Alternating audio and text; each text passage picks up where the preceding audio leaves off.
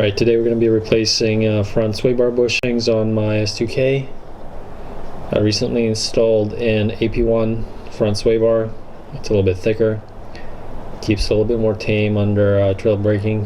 When I installed it, it actually came with like really old, busted up, dry rotten, almost rubber. At the time I just wanted to install it to see how it felt.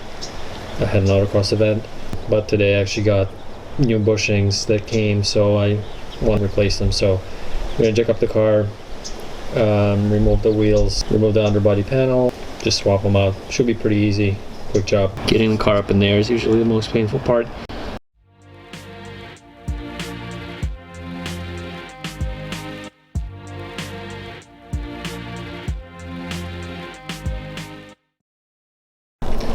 Alright, so this is the driver's side front, obviously. This is the bushing we're going to be replacing.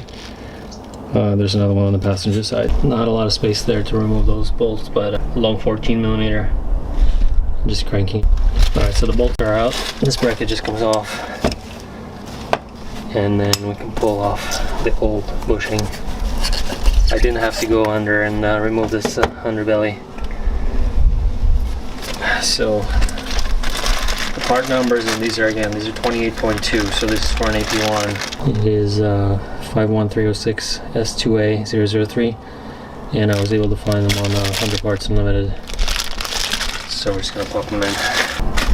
And it is stamped on the side. Probably cannot see, it's very hard to see, but there's a 28.2 here, so the size, the diameter of this hole is stamped on these guys. If you try to put a smaller one on, obviously it will not fit. I like to put a little bit of copper grease on it. A little anti-seize compound to prevent some squeaking. I have an old toothbrush that I do this with.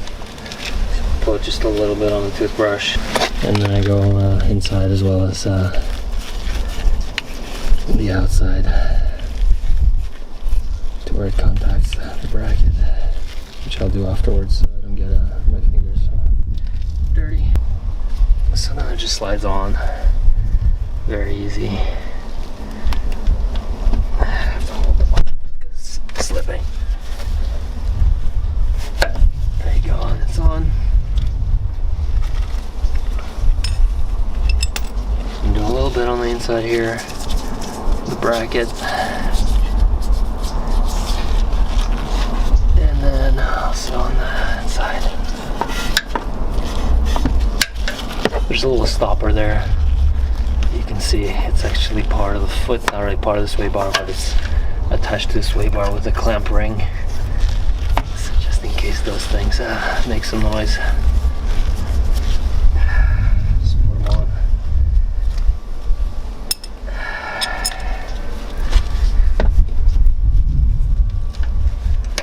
Okay, and then you just have to line up the holes and tighten it back up.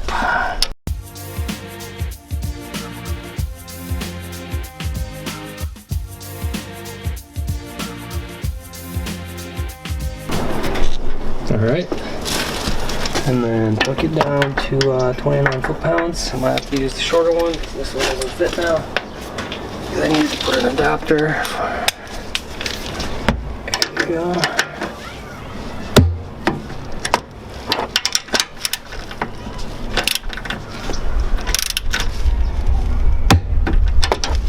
Do the other side.